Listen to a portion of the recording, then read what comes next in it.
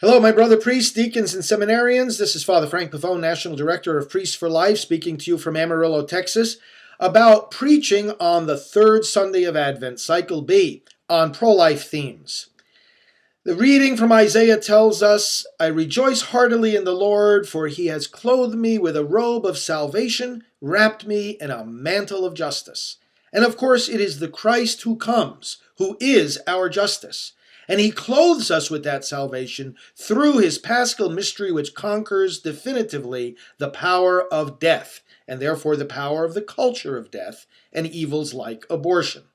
We welcome the Christ who comes, we welcome this victory of life, and therefore we proclaim it and we apply it to all of society.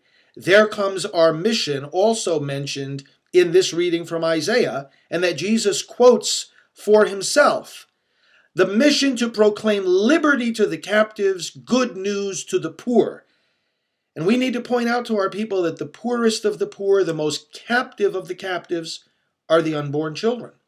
So in the very meaning of Advent, in the salvation that Christ brings us, is the liberation from violence and death.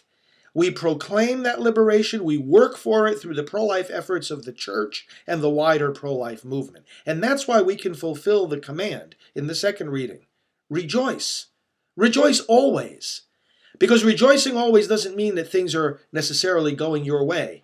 It means we always have access to the salvation that Christ brings for us and to the victory over death that we share. Let's proclaim this joyfully and call our people to solid, consistent pro-life action in the spirit of Advent and Christmas. God bless you.